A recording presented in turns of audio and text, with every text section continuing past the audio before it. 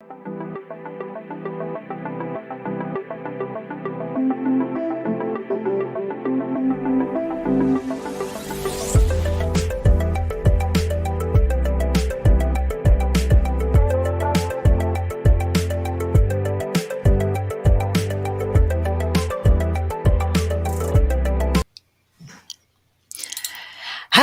everybody. We are live, and today we're talking about what to do when you are wondering how to make the jump from being part of the team to leading the team. So whether you want to step up into a PMO role or maybe head of project management role now or in the future, we're talking about how to move into a team leadership position. I'm Elizabeth Harrin. I'm here today with Bill Dow. Am I pointing in the right direction to you, Bill? No, This way. You're over there. Welcome. So tell us a bit about what you've been up to recently. Yeah, thank you. Oh, I'm so excited. So I'm a director of a large PMO. I'm just super busy in this project management space. And so from writing books to coaching to training people to articles, just really busy. But I'm super passionate about today's event because we've been talking about this for a while and we want to share some background experiences. Excellent. Yes, I'm just looking to see on YouTube and it doesn't look like it's gone quite live yet. So I'm just going to double check that. Okay. So for those of you who don't know me, my name is Elizabeth Harrin. I am a project manager and an author and trainer, and I write the blog Rebel's Guide to Project Management. And I have managed teams in the past, and I've managed individual project managers in the past. And you've done the same, Bill, haven't you? So I have, yeah, I've done it for a long time. Yep. And I just love it. I'm just really passionate about it. And so I'm excited to share stories with you today and stories with your audience as well. Excellent. Well, maybe we should dive straight in. What do you think we should do first? I know we've had some questions from the audience already, so we can dive straight into that. Yeah, let's start there. That'd be fun. Can I ask you a hard question then? Sure. I'm going to ask you a hard question that Kathy has emailed in advance, and she says, do you have any recommendations on how to deal with the person that you beat out for the promotion? So how do you navigate that situation when you got the promotion and now you're managing the person who did not get the job? I've actually had that situation. So, which is unbelievable. And so in that scenario, basically what happened was we were going for a PMO director job, PMO manager job, if you would, and we were kind of competing, and I won the background, I won the experiences, and so that person ended up having to work for me. And so basically, yeah, that's even tougher, right? But you have to build the relationship. You have to really focus on, what was my strengths, what was their strengths, right? And then build that personal relationship with them, and they'll see. Like sometimes it just comes down to people's backgrounds and experiences and why they get selected. Sometimes it's how they go through the interview process. It's their track record. So I've had that experiences, and so I would say, Kathy, I would build that relationship with that person and really get that strong connection, understand that they have strengths, you have strengths, and it just in this particular scenario, you won. You may not win the next time. So because it's just the way it happens.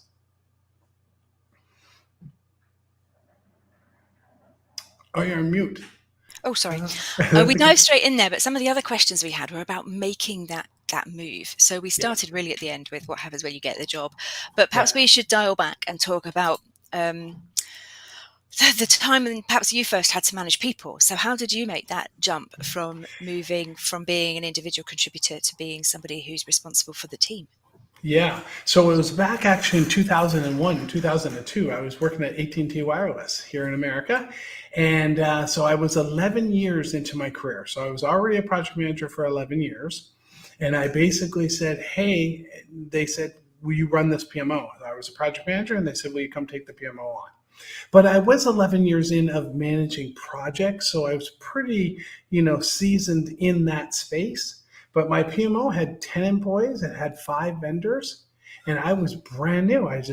But because I knew how to be a project manager, I said, that's where I'm going to start. I'm going to start with with that background and those skills, and then help the project managers, which was 15 total people at the time, help them execute their projects.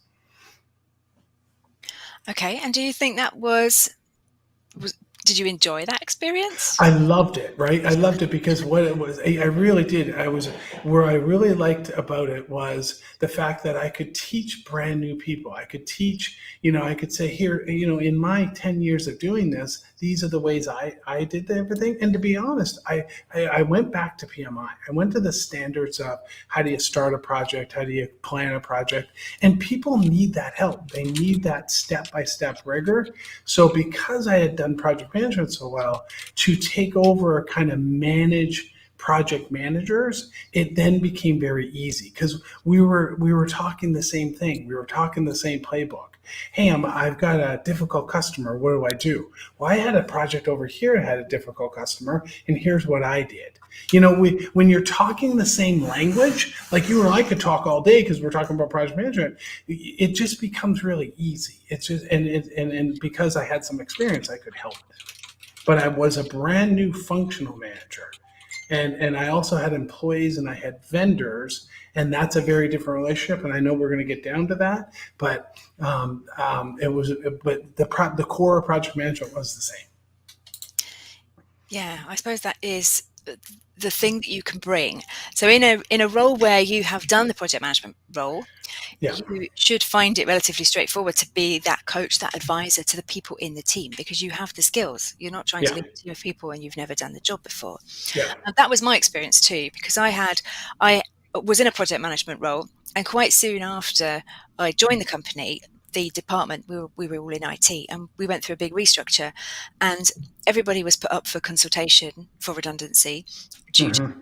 the reorganization that was happening, apart from me and my team. So we were Yeah. working on a really big at the time project for the organization, and we just got hived off. We just got ring fenced, and Wow. I got told I was in charge, and I had the project team now work for me. And in a Wow. way, that sort of saved us from going through that effort of having to justify our jobs as part of the Yeah. redundancy exercise. But it didn't feel to me like I'd actively gone out and looked for that line Yeah. management Yeah. responsibility. It just kind of fell into my lap one day. And it was quite a surprise. It's quite a different way of having to interact with people and having to do it. And that job comes with a lot of other different types of responsibilities as well.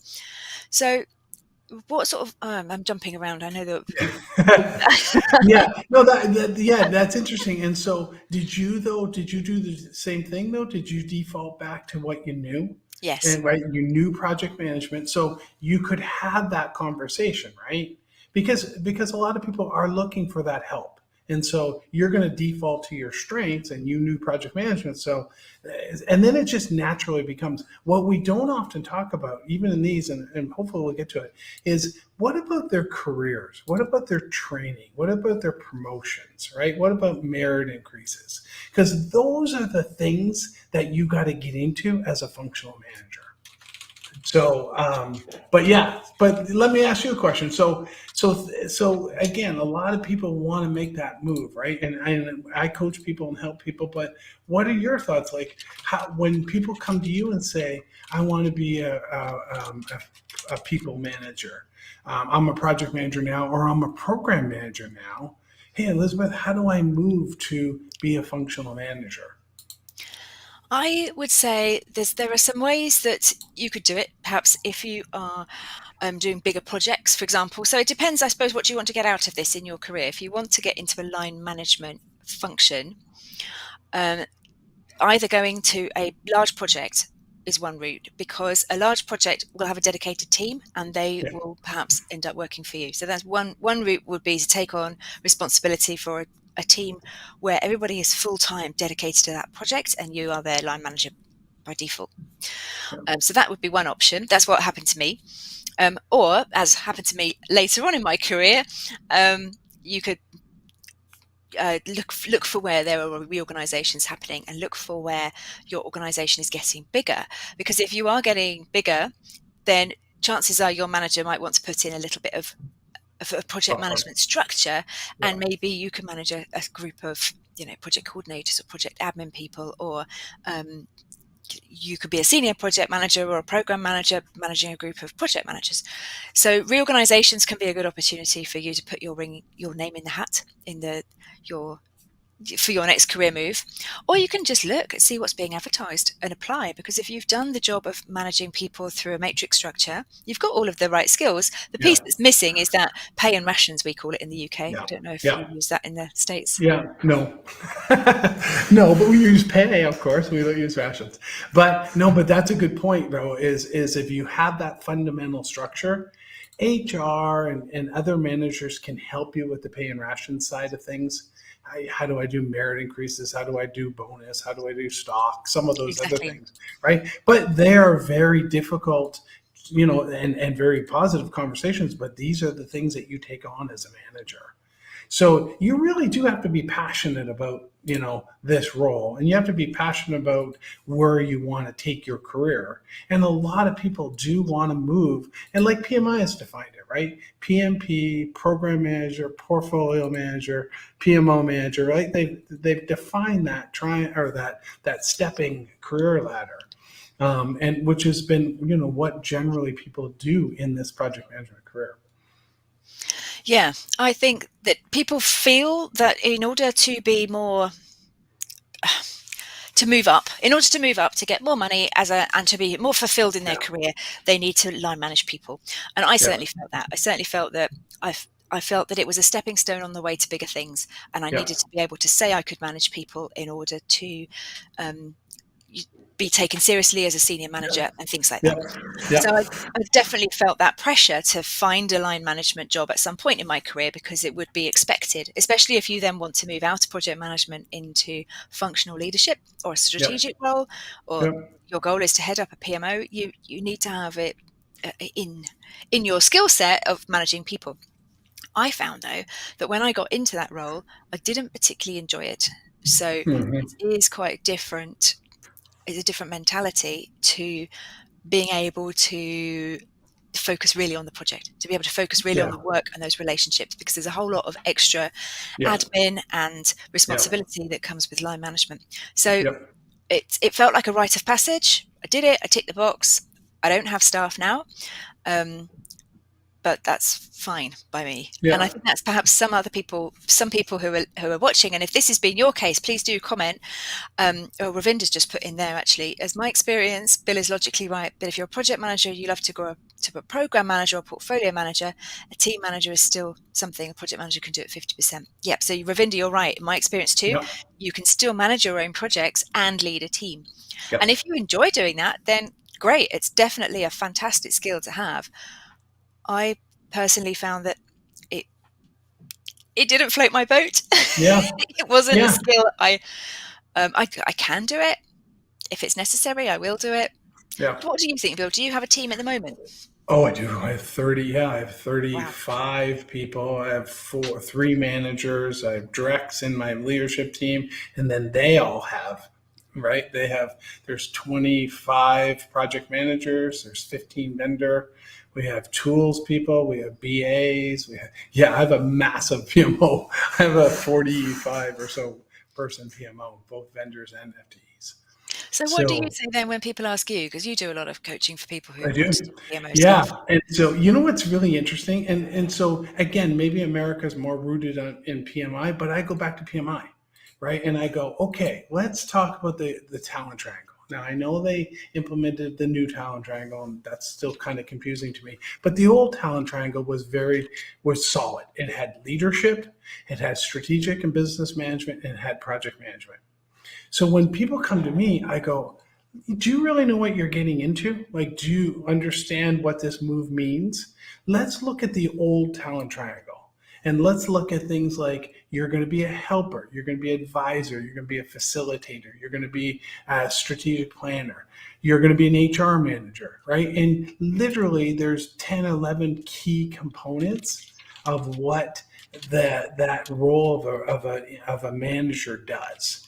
And then like I said earlier, what we don't talk about a lot is the performance reviews, the stock bonuses, the hiring, the firing, the mentoring, the laying off, right? And so these are the other components that people want to, kind of jump up because of the career moves and getting to the next level, but they don't often think about the people side. Yes. And right. And the people side is, and that's why I'm so passionate about it, is because the people side is really the key. You're talking about people's mortgages. You're talking about people's healthcare plans. You're talking about people's, hey, you give them a $30,000 stock bonus, they're going to pay off their mortgage, or they're going to buy a new car or something like that, right? You're making changes that affect their lives daily. And that is a big responsibility. And so often when people come to me, I go, let's look at that talent triangle and let's break down the talent triangle and all the goodness that it's got at that. And then let's look at the people side. And so that's what I do. And that's how I help coach people, because this question comes up to me all the time. How do I become a manager?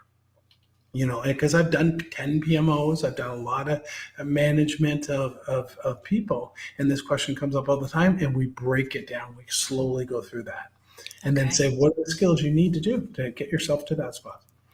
Well, that's good. Carla's put a question in the Facebook group, Okay. and she says, while being urged upward, I'm most aware that I am still learning, most aware of what I'm still learning and don't excel of yet. I've seen other people fail upward. I'd love your thoughts on that. Do you urge people to accelerate learning as they fly, or does it make sense to build foundations for a little bit longer?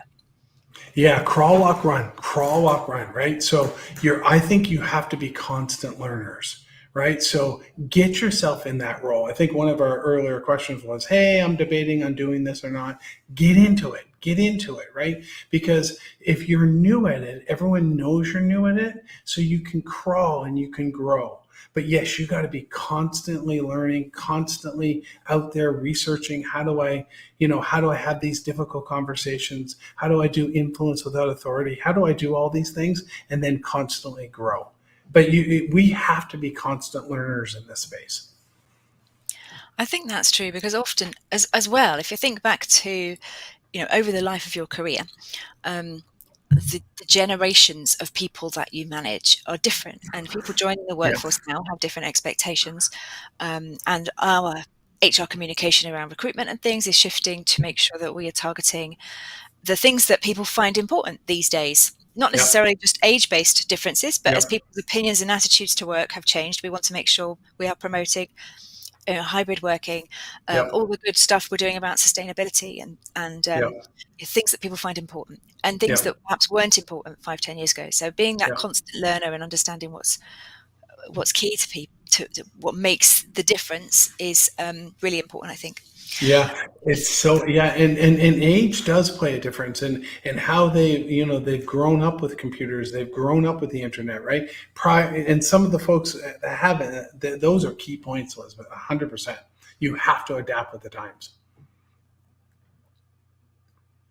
Oh, mute. Sorry. My talent triangle was quite simple as it was before, but it doesn't say an awful lot, I don't think, about that line management stuff. And I have to say that APM guidance here in the UK is equally as vague about what it means to be a line manager, perhaps because it's the role of project manager does not require you to be a line manager. Right. So maybe those professional bodies just don't provide that guidance. And I think that's the key, right? Like, come manage your team, but it's not functionally manage your team. It's manage your team, get your project done, and then move on, right? But those are the individuals that we talked earlier that have mortgages, have kids, need health care, have, marriages and divorces and, all those things that life brings you, right? That you have to manage while you're managing your project, but you don't have to go into that particular area. As a functional manager, you do. Right. And so I need 6 months off because I'm having knee surgery. I'm going on short-term disability because of this or that, or, even things like, which is the saddest things in the world, is when a dog would pass. Right. I had people who they're just heartbroken, and you're actually consoling them because their dog just passed after 15 years or something, and they're in your office crying. That's not what you deal with as a project manager, right? And so, and I was one of those. I had my dog pass and it was very sad. But my point is that that's just completely out of the realm of the project management space. so they wouldn't cover that kind of thing. And every HR department is different, every HR, but functional management, people management is the same. Well, when I started managing people, my HR department put me on a course. We had Oh, a leadership yeah, program that taught us all the stuff. What do we expect from our managers? How do you have those conversations? What is the dress code? How do you deal with it that's when great. somebody breaks the dress code, for example? And how do you Yep, deal with it when you're trying to organise compassionate leave or absence for health yep, reasons and all that kind of stuff? So there was a yep. ton of support That's and great. guidance within the organisation for what that meant. And it wasn't just like go on a course for 2 days. It was turn up, learn something, 3 months later, next month do another day, next month do another day. So we actually Yeah, built that's relationships awesome. with other people who were new line managers across the business, which was also really helpful. Yeah, But smaller companies, maybe don't necessarily have access to that kind of resource or the ability to lay on those kind of training. So if you yeah. can't get that skill from your professional body and your HR department is lacking in that area, is it a case that you just learn as you go? You How do learn you as you get the go. skill? You watch YouTube videos. You get mentors. You get coaches, right? You read books. You go out and you look for some of the leaders that you want to emulate in your own company, and you say, "Can you mentor me? Can I talk to you once a month? Can I buy you coffee or lunch once a month?" Right? Even in the smaller companies, you may not have the formal training and you may not have all of that goodness, but you still will have some great leaders that will inspire you, and you grab those inspired leaders who always will give you a 15-minute time, or they're more than willing, especially when you come to them and say, "I'm very inspired by you," or "I just can't believe how you can, how you treat your employees, or whatever, how amazing you are, can I please get some of your time?" People are always willing to give that time. I know everyone's busy, but the leaders get that, and they will give you your time. So Mm. reach out, ask. I think that's harder to do now that people are working virtually. It is. Having said that, I joined my company 3 months ago now, ish, about, and I Yep. have to say, we use Microsoft Teams. I will Yeah. ring people out of the blue. They don't know who I am, and they will always pick up. Yep. The culture of the organization is very Yep. supportive, and they don't know who I am. They don't know why I'm ringing. I found them on Teams. They're probably not even the right person, but they might be able to connect me to the person I need to speak to. And there's that sense of, they will give you the time. So Yep. even in a virtual environment, you can still make those connections. 100%. And I think nowadays people want to be even more connected because we are virtual. And I know we do a lot of Zoom meetings, a lot of team meetings, but the point is the same: as you reach out to them, they'll give you that time. Yeah. Well, Ravinder's put in the chat that he agrees with what you've been saying about people manager must have worked as a project manager in the past to understand the sense and culture and responsibilities of the team. Do Yeah. you think that's the case in all jobs? As a project manager, the way that we're talking today is definitely Yeah. about how do you get from project manager to team leader, but I've been managed by people who are not project managers. Right. And how'd that go? Yeah. Okay, point taken. Ravinder, I agree. Well, where I was going with that was when you can talk the same language, right? When you can talk the same language, and we talked earlier, right? I got this difficult customer, or I'm managing 5 projects, and that person doesn't have any concept of what it's like to run 3 or 4 projects at once. And I know, Elizabeth, you just got a book there on managing multiple projects, but Thank you really, for though, mentioning. yeah, if they have no idea, then you're going to lose credibility fast with them, because they're going to go, "Yeah, that's great, but like, I'm a functional manager. I've never managed a project before." They're gone. They're off, right? And so if that person has some experience or some expertise in that space, you can connect with them better. And You really, it's can, a people relationship game, right? It's all but people. there's a company that I'm working with at the moment. I'm mentoring one of their staff, or will be soon.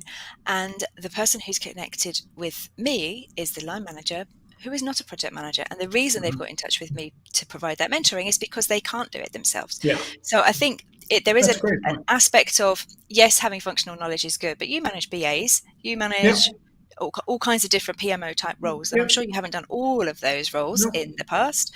So yep, sometimes it's okay, I think, to be able to say, I'm supportive of you and your career goals and what you need. I can't give it to you, but I can set up those relationships so that Yeah. you can at least get that from somebody Yeah, else. there is no black and white to this at all, right? But generally, what happens is that you do often get managers who have not managed PMs before, and I'm saying in our space, right? Like, and it becomes very difficult. Mm, They just don't resonate the same way. So, but okay. yeah, it's not black and white by no means. So that's a tick in the box then for project managers watching this who do want to make that jump into leading the team. So apart from just applying for jobs, what sort of skills should they be getting while in a project management role so that when they do land an interview, it's really easy for the interviewer to see how great they are, how great Yeah. they could be in that team leadership role? Yeah, I love that question because you're managing a project, so you're working through. So the things that, so if we think about, and again, we talked about the talent triangle and the different qualities there, but just think about this from a, how do I, if I'm executing a project right now and I want to move to that management, one of the first things that you can do is take on vendors. Okay, that's what I did. And so I took on vendors and I started managing vendors. They could be BAs, they could be project coordinators.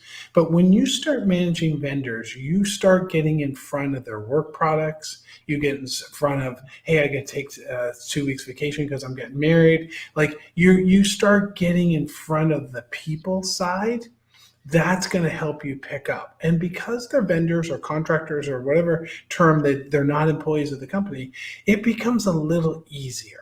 You don't have the performance reviews, you don't have the stock, you don't have all the healthcare and all that manager stuff. And so one of the first things I would do is I'd start looking for what vendors can I take on? Are there vendors or contractors where I could start that management experience?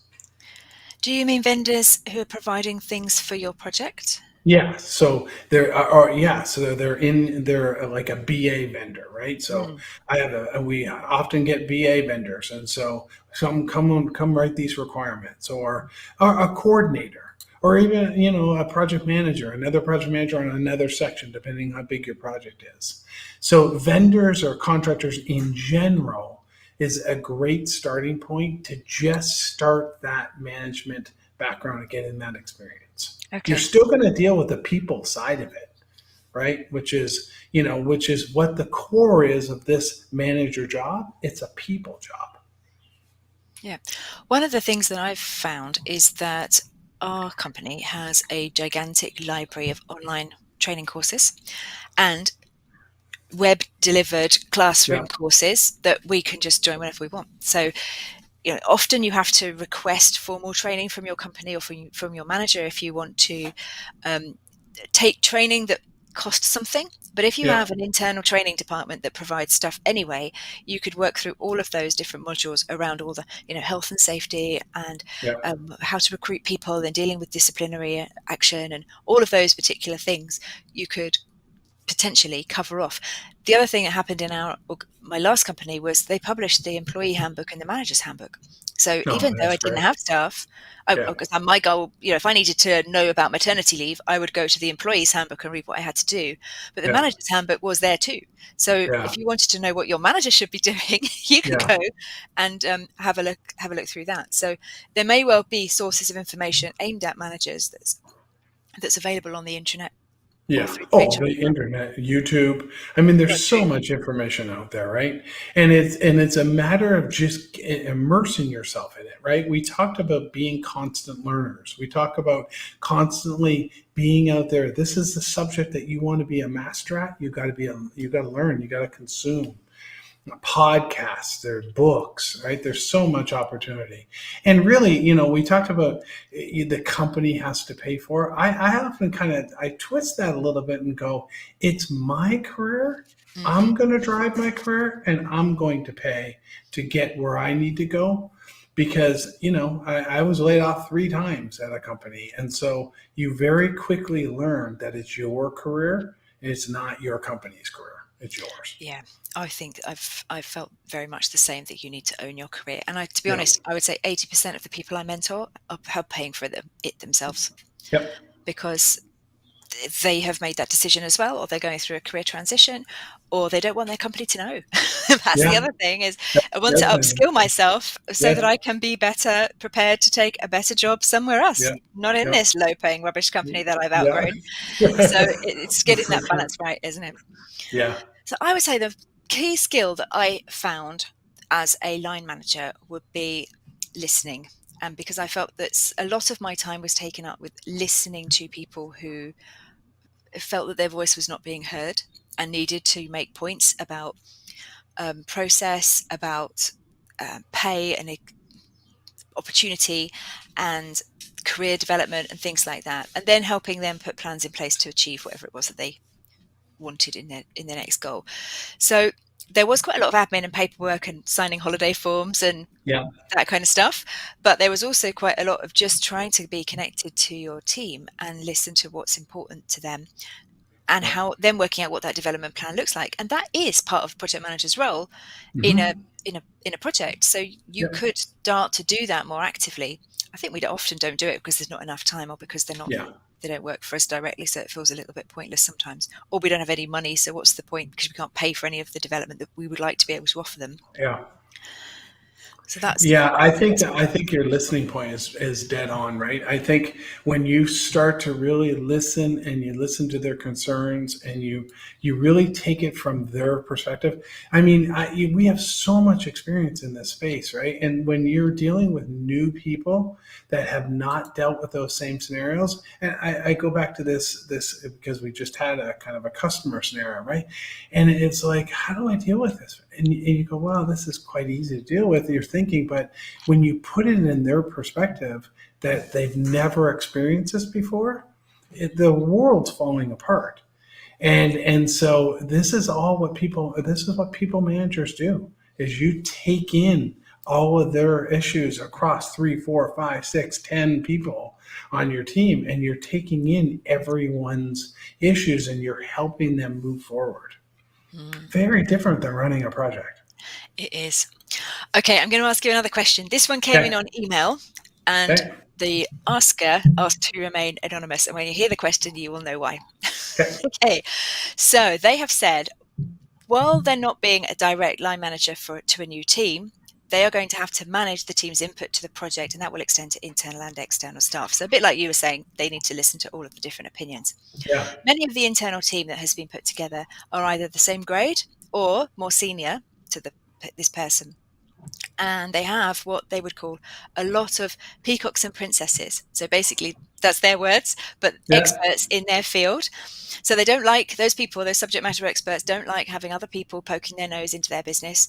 But as that line manager, as a person responsible as well for that project, that is something that they are going to have to do and hold those people to account when they do not deliver. So they finish off by saying, the last time I did this, it ended messily as the colleagues would just not cooperate. It turns out the information I wanted had not been updated for over 3 years, and he wasn't keen on anyone finding out. So I suppose the question to you, Bill, is how do you get to the point of gaining trust and be able to get that level of interaction so that people are prepared to open up to you, even if Yeah. perhaps they are um, a very similar grade to you in the organization?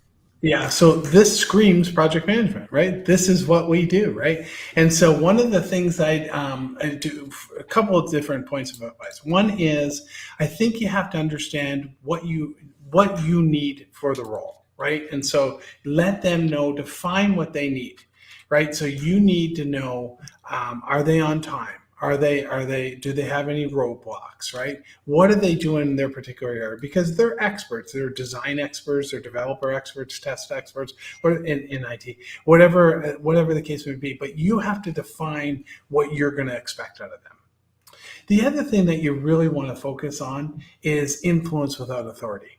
So we've said it a couple of times. Influence without authority is essentially you're influencing someone and you have no authority over them.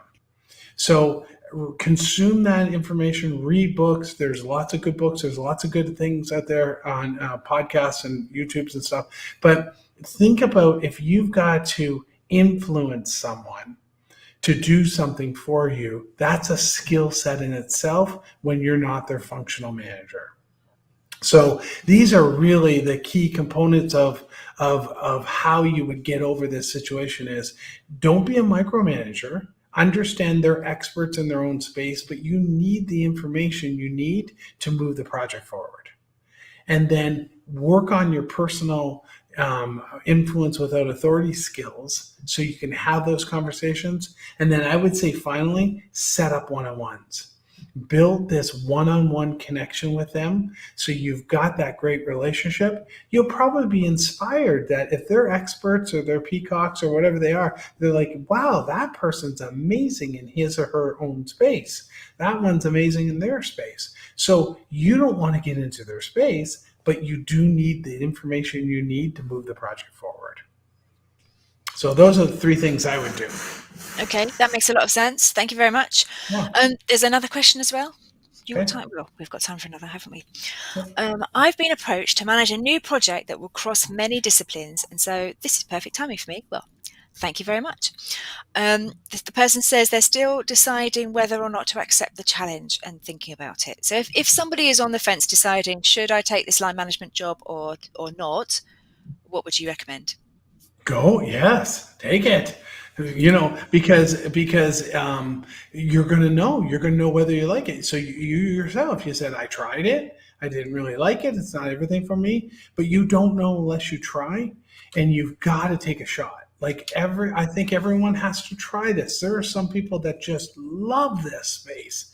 I love this space, and there's some people it doesn't resonate with. But if you got an opportunity to take a shot and someone's giving you that opportunity, take it. Just do it, do the best job possible, learn as much as you can, and then you go, this wasn't right for me. What do you think? I agree. What I would you? agree. I feel like even though I learned a lot about myself and how I want to work and what's important to me and how I value my contribution to an organization, I do not regret doing that at all. And I would manage people again if the opportunity arose and it was part of the job. If it meant that I got the job that I wanted and it happened to come with a team, then Yeah, that's just part and parcel of what you have to do as a manager. So it didn't put me off. It did make me think that I won't necessarily go out and seek out a role. Like sure. I wouldn't want to go and, lead a team of 500 across a call center or something like that. I don't think that would Yep, appeal to me particularly. But I would definitely agree. You don't know unless you try it, and it's a really interesting experience.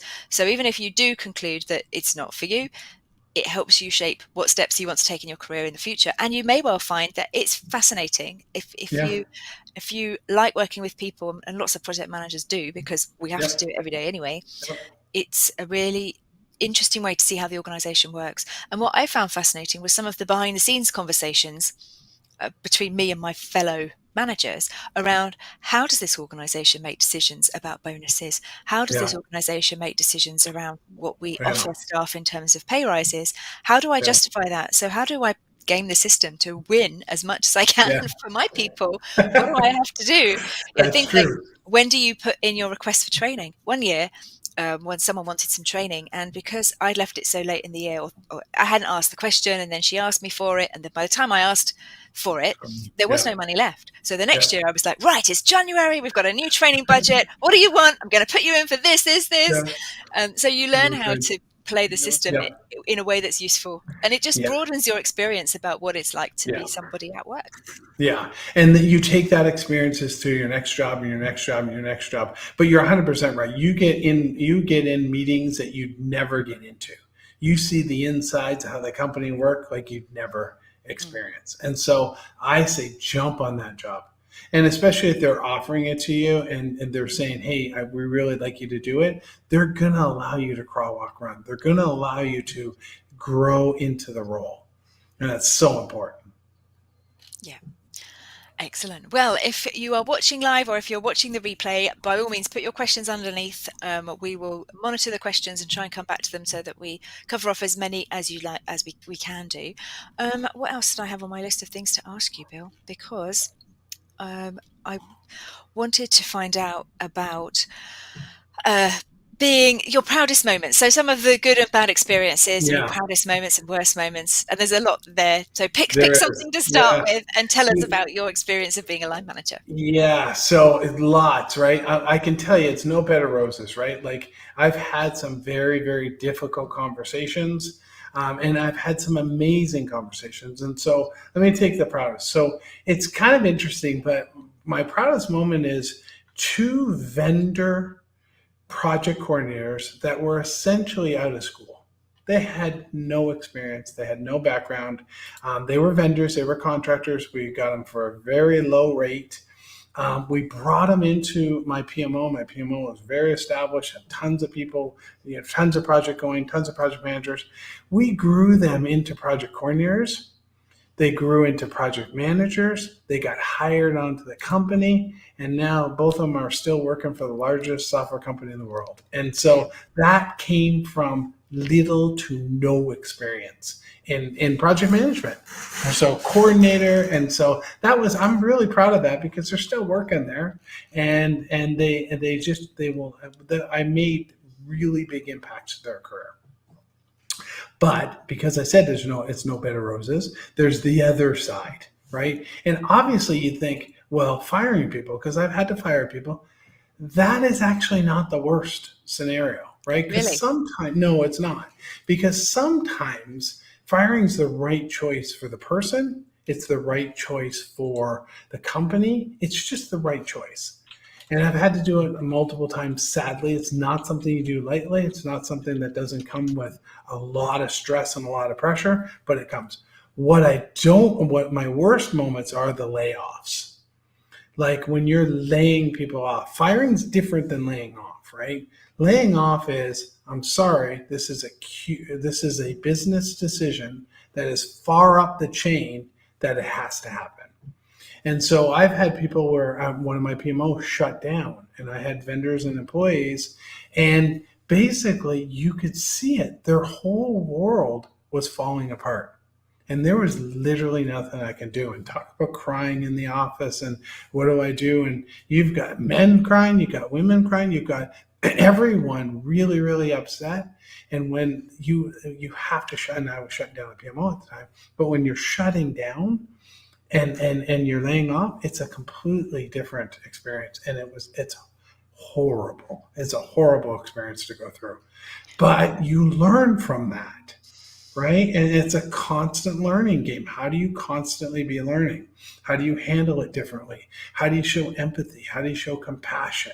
How do you understand what the impact is when they leave your office? You have to consume all that, say the right words, and then help them get through that, because their whole end of the world is not, it's not that bad. It's not going to be the end of the world.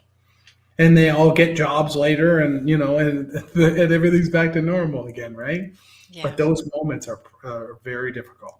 Especially if they didn't see it coming, I Yeah. suppose. If there's been rumblings or a big announcement, then my experience of being on the other side of that and knowing that some people were going to be made redundant as a result, and maybe it was going to be me, and maybe it wasn't, Yeah. um, is that level of uncertainty about not knowing what's happening is one of the most worrying things. Yeah. And people, if you don't know what's happening, people tend to jump to the worst possible conclusions, which That's will right. be, oh, we'll all go. Yep. They're just kidding that they're going to take on, they're going to keep half of us, and actually we're all going to go, or things like that. So being someone who they can trust to share. And when I was a line manager, and still today do with my project teams, if it's not confidential, we share it. That's Yeah. that's the rule. Yeah. There's no data that I keep for myself or anything that, unless I'm particularly told you are not allowed to disseminate this to your team, Yeah. then I just assume that everything can be shared and I forward everything on. Yeah. And that level of, cascade is something that I don't always see in other teams as well. Especially from a project Yeah. perspective, I'm sharing Yeah. things with senior managers and they never tell their teams. Yeah. So I see the consequences of not being that Yeah. open and transparent about communication. I know that's nothing to do with redundancy particularly, but it's just the Yep. ethos of Yep. the more you can tell people, the more you can share, the more concrete information people have about their Yep. future. And so have you been laid off before? No, I've been through that Okay. consultation process. I don't know what Yeah. the process is in the States, but here Yeah. if you have more than a certain number of people who are going to be affected by a reorganization, there's a consultation with regards to redundancy, and then basically you Oh, get okay. interviewed for your job. So they Okay. they put the whole team into consultation, which means you have the opportunity to potentially take redundancy if you want to Oh, leave I the see. company, you Okay. can. Yeah. If you want to stay, they talk you through the different jobs that are going to be in the new structure and see Yeah. where you would fit. And obviously, the goal is that we redeploy as many people as possible into the new organization structure and the new jobs, whatever that might look like. But Yeah. sometimes, the goal is to slim down the team, and maybe the new structure doesn't have space for Yeah. everybody. So if Yeah. people choose not to take redundancy and choose not to go, then you're fighting with your peers for a job. And I've been in that situation where I've been interviewed for my own job, and luckily I got it. So that was good. But Yeah. it's not a pleasant experience. No, it's not. And so I worked 17 years before I got laid off the first time. And then, as I said earlier, I was laid off 3 times, and I got back in 2 out of the three times. And on the third time, I went, "Thank you, I am out." Right? Because what happens really though is you get a little numb to it, and so your world does. You think your world's going to fall apart. It actually doesn't. It's fine. You bounce back. You get a little package. Most layoffs, you get a little package, and you bounce back and stuff. And so, but you quickly learn this is your career. It's your career, right? But when And you're so, telling that message to somebody, and you're sitting in front of someone as a new line manager, making someone redundant, telling them they don't have a job anymore, and you can't really say to them, or I wouldn't feel like I could say to them, "Don't worry, it sounds pretty bad now, but in 2 weeks you'll be fine. We're going to give no, you a check. Just go home and party." It, yeah, it feels like you need you to be can't. more empathetic in that You moment. do. That's exactly the point. Yes. That's what I'm saying. In hindsight, going through it, both myself and also doing it to people, you do very, very quickly learn that skill set because their world's falling apart, right? Like you're in a situation, you're delivering a message where their world's falling apart. The world's really not falling apart, but at that moment, at that time, it is. And you have to listen, you have to be empathetic, but you just know that they're going to rise at the end, right? You know that there's 100 other project manager jobs that'll be available, especially in our space. Like just look at all the project manager jobs, right? It's constant, which is amazing, and why it's great to be in this space. But it is a very difficult moment, and you don't think about that when you want to be a manager, No. right? Well, You don't think about that. sorry, Carla's put a good point in the chat in the Facebook group around looking for opportunities to learn about their kids and pets are helpful, Yeah, because that gives you the understanding of their passion, understanding of what goes on in their life that can tee up yeah, future and deeper conversations, so that you're building that relationship over time. And then at the yeah, point that where you do have to have a difficult conversation with them, you can approach that in a more empathetic way, because yeah, you'll know how they will respond, or you'll have a little bit more knowledge about them, that you can yeah. bring to that. Yeah. Yeah, and your empathy, that's going to drive empathy, right? You're going to go, I know you have 2 kids. I know, blah, blah, blah. Whatever the case may be, it's going to help with that empathy and that connection. And there's nothing, you have to be empathetic for this. This role, you have to be empathetic. You really do have to really care about your people. Yeah. I've missed a couple of your questions, Ravinda, so I'm going to go and look at those now. Give your team or individuals wings to fly, share their ideas. When you do that, it sometimes helps in building trust. Absolutely. The trust topic is Hmm. very complex, and sometimes you build trust in first meeting in person. So in-person meetings is good. But he's also put a question for you, Bill. Apart from Okay. being successful as a project manager and Okay. working on multiple projects, how can I move into a head of project management role? So what skills are required for that? And also, if that head of project management role doesn't currently exist in the organization, how do you advocate to give yourself that Yeah. job? How we know Yeah. our value, but how do I we get? do. I love that question because, and I see so much information about how do you start a PMO, how do you start a PMO. Well, individual, you don't really start PMOs from grassroots. So it's not a grassroots scenario. It's often an executive has a huge problem, and the executive goes, "Oh, and by the way, we got to get our project management in order. Someone's got to get this under control." It's not, I'm dying to be a PMO manager. I'm dying to be a PMO manager. Can I please be a PMO? That's not how it works, right? Not, and I've done it 10 times. I'm on my 10th PMO. It's not how it works. But your question of how do I become a PMO manager, you have to be a rock solid PM first. Like you have to, because if you've got 5 or 6 or 10 or 24, like I have now, that are managing projects, they're going to come to you and go, "I'm stuck. How do I do this? How do I do that?" You've got to be solid there. Then, like we said earlier, take on some vendors, right? Take on vendors and start managing project manager vendors, right? Understand that vendor side. How do you help vendors? How do you manage vendors? And then you go around that circle of the qualities we talked about in the triangle, from helper to advisor to all those various things. Once you build that skill set up, then you go to your manager and say, how do I become lead? How do I take on another component of project management or all the processes and tools? How do I start building a CR process? How do I build a risk management process? Right? But you're probably not going to get an instant PMO given to you, because it has to come from the executive who has had a major problem, who then wants to focus on, we got to get our project management under control, or our program manager, right? Grassroots PMOs are very rare. Does it have to be a problem, or could we just say, if the project management is generally going okay, around visibility, there could be something Yep. around, not we've had a major Transparency. great big Yep. problem, but we don't know what's going on. We don't know what Yep. change looks like across our organization because we've got 20 different project managers doing things. How do Yep. we consolidate that reporting Yep. to be more useful to you, senior team? Yep. Maybe that's the problem, Yeah. right? It doesn't have to be a big project that's Yeah. failed because we Problem. didn't do Yeah. resource management 100%. properly. Yeah. Yeah. It doesn't have to be a problem per se. And it doesn't have to be a problem or a major failure, but it's got to be a pain A point of pain point. some sort. Right. So, yeah, a pain point. I don't know.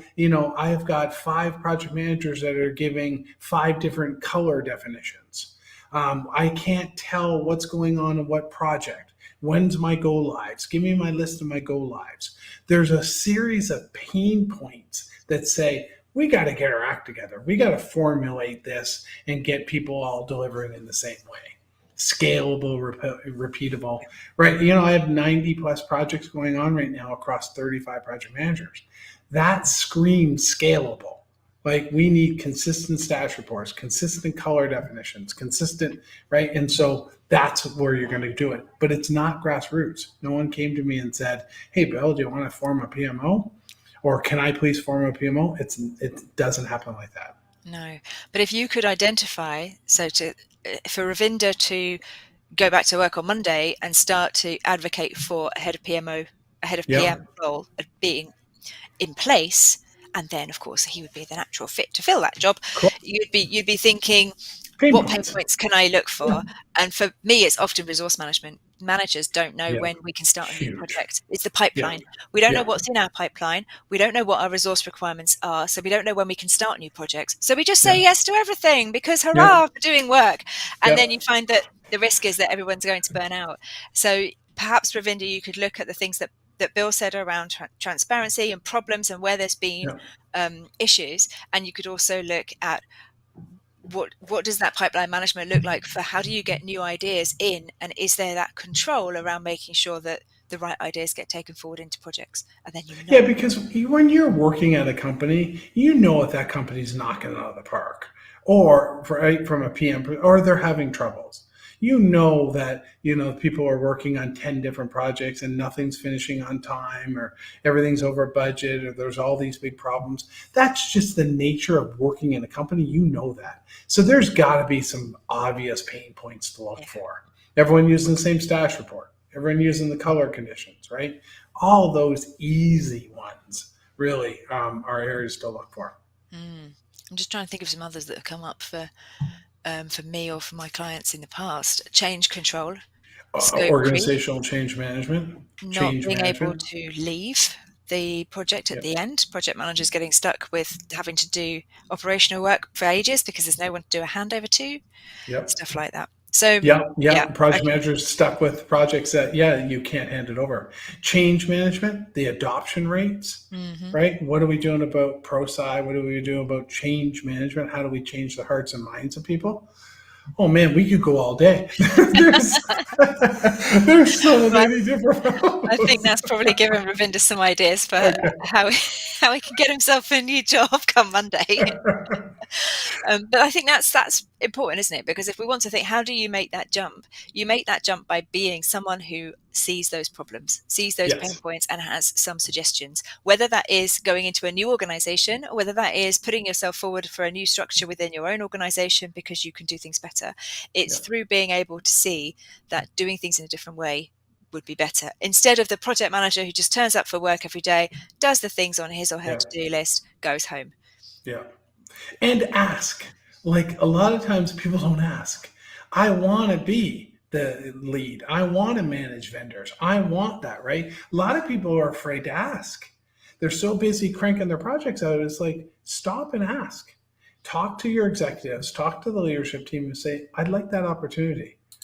More than often, they'll love to give you that opportunity as well. Oh goodness, I would have done if people had come to me and said, "Can I Yeah, take monthly reporting off your desk, or can I manage this supplier relationship?" But like, yeah, yeah, you yeah, can, yeah. please, And you would guide them and you wouldn't of go, okay, course. I'm done. I never have to. But No, no, you'd guide no, them, right? And so I think that the thing is, you got to ask.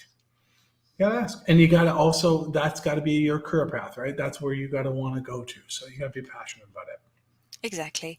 And then you do that role, you test it out, and if you do ask and they say no, then that gives you a sense of thinking through, well, how disappointed do I feel about that?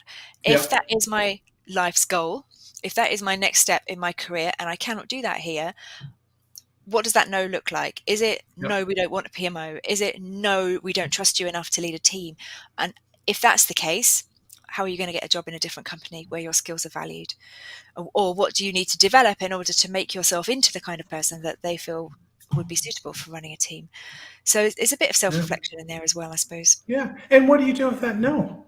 Right? Don't no one you don't take a no. Like no just means I bounce off and I go to the next person, right? Like you don't take a no. Like if you're really bound and determined to your point is okay, this particular company at this particular time said no, but this is my career.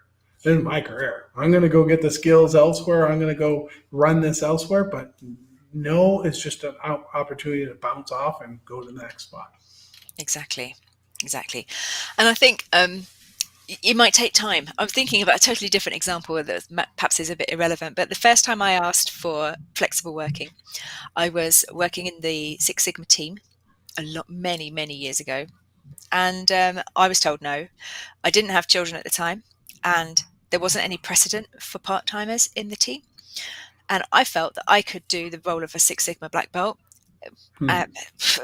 on a part time basis. I didn't want to work Fridays because I wanted to do my own thing. But I think because I was asking and I didn't have kids, I was told no. So it took me many years to get to a point where I could get to a 4-day week. And it actually Yeah. took having kids before I got taken seriously, which is kind of beside the point because you don't get to do anything on Fridays when you've got kids. But you to your point about perseverance and working out what you really want, Yeah. if it's important to you, you will keep Yeah. asking, you will keep Yep. developing, you will keep trying different managers and trying different things until you You get yeah. to where you want to be in your career. And you'll be an expert. You'll be an expert in that field, right? And like expert's a loaded word, but and it's you know that area well enough. So and you're passionate about it. And passion goes a long way with this. So passion is one thing. What about any other tangible skills? Because I know we're coming to the end of the time that we've Yep. kind of allocated for this, but if you were going to give people some homework, go away and develop these 3 skills so that you can become a better line manager in the future, what would you say? Motivator, problem solving, communication skills, empathy skills, influence without authority. That now that's you need to know that because when you're a manager now, you have the authority. So you have to have that foundation, and you have to have that relationship, and you had to have worked in that influence without authority space because it dramatically is different when you say, "No, I need you to work the extra 5 hours. I need you to do this." Right? You got to have that basis and that background. those are the key ones, really. Negotiator, maybe, but Okay. And Jordan has said, see a problem, find the solution, lead by example. Yeah, I think that was yeah, in relation to what we were talking about in terms of yeah. how do you make that jump. Um, Ravinda saying his Monday is special now. Yeah, you got a lot of work to do, Ravinda. I'm But yeah, expecting to nice one. see job outlines, a whole career plan, That's great. skills, skills put together. Brilliant. Okay. Is there anything else that you wanted to cover off today? Because I feel like we've talked We broadly around our topic. Yeah, we did. We covered a lot. No, it's been a great experience. I just say I absolutely love it. Some people love it, some people hate it. But if you want to make that move, it's definitely possible. Try it first. You may not like it, but you've got a long career. Your career is a marathon. It's not a sprint. And maybe you're just in this little sprint. You're going to be a manager, and then you get out of the sprint and you go back to being a project manager or program manager, portfolio, whatever. But you got to try it. You definitely have to try it. Brilliant. Thank you. So if people have any further questions, where can they find you? Yeah, so build out PMP training, right? So buildoutpmptraining.com is where I put my all my blogs and articles and all that kind of stuff. So build out PMP training would be great. Okay.